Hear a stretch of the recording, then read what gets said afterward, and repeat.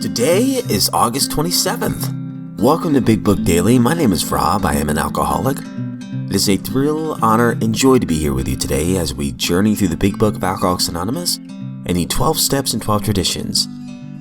Today, out of the Big Book, we're going to continue Chapter 4, We Agnostics, by reading page 46. At the 12 and 12, we're going to read Step 7, page 73. And we're going to read today's daily reflection in 24 hours a day. So with that, hope you all are doing well this morning, my friends. Once again, we've been given a brand new set of 24 hours. Clean slate. Everything that we've done yesterday, it's over. We can't change that.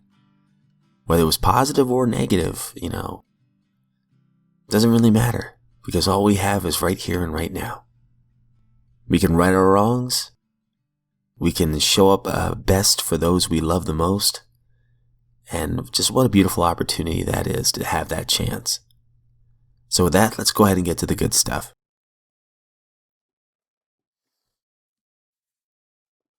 And if you recall from yesterday's reading out of the Big Book, we're at a point where we were kind of empathizing with those who really struggle with the belief in God. And talk about how their own fellowship, the first 100, there was a lot of them that struggled and wrestled, and they would say, it says here, the thought that faith and dependence upon a power beyond ourselves was somewhat weak, even cowardly. We looked upon this world of warring individuals, theological systems, calamity. We looked upon it all with deep skepticism. But it also talks about there being times where we would look up at the stars and wonder who then made all this. So we're going to continue that thought on page 46. Yes, we of agnostic temperament have had these thoughts and experiences. Let us make haste to reassure you.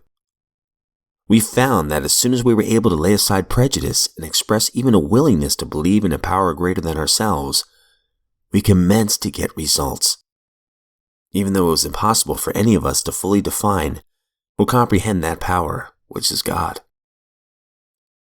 Much to our relief, we did not need to consider another's conception of God. Our own conception, however inadequate, was sufficient to make the approach and to effect a contact with Him.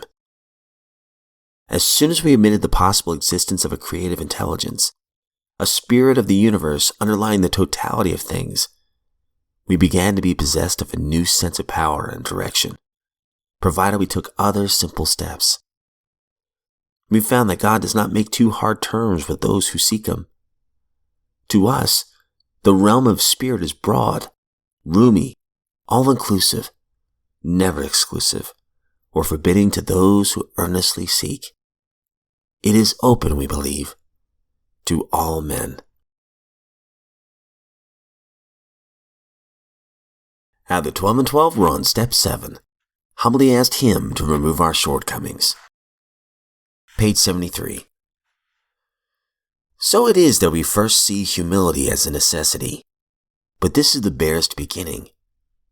To get completely away from our aversion to the idea of being humble, to gain a vision of humility as the avenue to true freedom of the human spirit, to be willing to work for humility as something to be desired for itself, takes most of us a long, long time.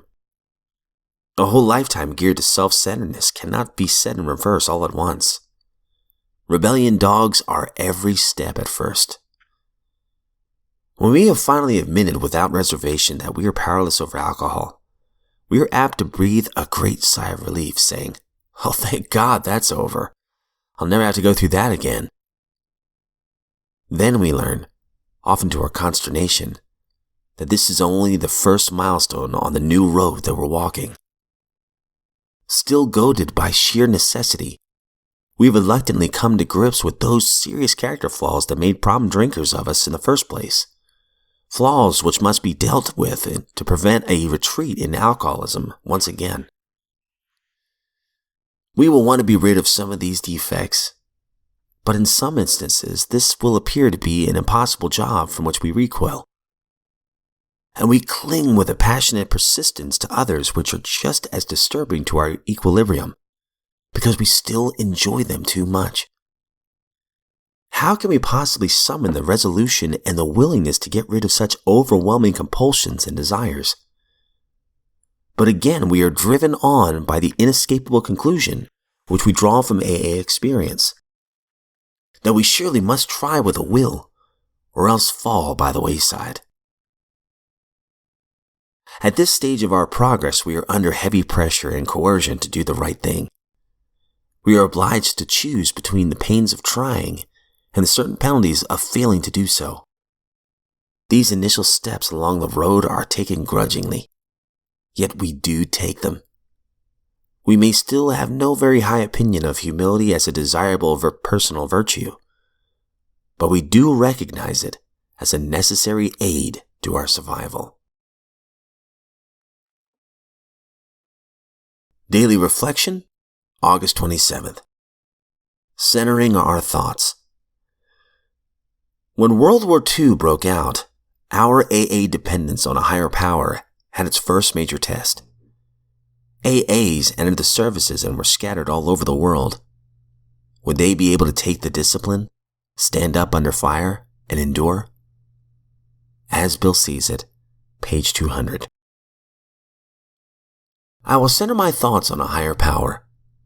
I will surrender all to this power within me. I will become a soldier for this power, feeling the might of the spiritual army as it exists in my life today.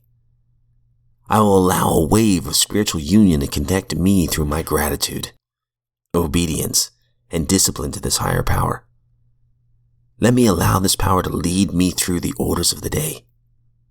May the steps I take today strengthen my words and deeds. May I know that the message I carry is mine to share, given freely by this power greater than myself. 24 hours a day, August 27th. AA Thought for the Day. We must be willing to make amends to all the people we have harmed. We must do the best we can to repair the damage done in the past. When we make amends, when we say, "I'm sorry," the person is sure to be impressed by our sincere desire to set right the wrong. Sometimes people we are making amends to admit their own faults, so feuds of long standing melt away. Our most ruthless creditors will sometimes surprise us. In general, we must be willing to do the right thing no matter what the consequences may be for us. Have I made a sincere effort to make amends to the people that I have harmed? Meditation for the day. The grace of God cures disharmony and disorder in human relationships. Directly you put your affairs, with their confusion and their difficulties, into God's hands. He begins to effect a cure of all the disharmony and disorder. You can believe that He will cause you no more pain in the doing of it than a physician who knows how to cure would cause a patient. You can have faith that God will do all that is necessary as painlessly as possible. But you must be willing to submit to His treatment, even if you cannot now see the meaning or purpose of it. Prayer for the day. I pray that I may willingly submit to whatever spiritual discipline is necessary. I pray that I may accept whatever it takes to live a better life. All right, my friends, that concludes today's reading. Really like the 12 and 12 reading here, that says here on 73, so it is that we first see humility as a necessity. A lot of these things that were taught in the rooms and in the big book, these suggestions, at first they feel so unnatural. Because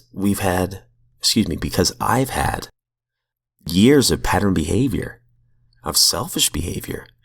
And it says here again on page 73, a whole lifetime geared to self-centeredness cannot be set in reverse all at once. Rebellion dogs our every first step, or every step at first.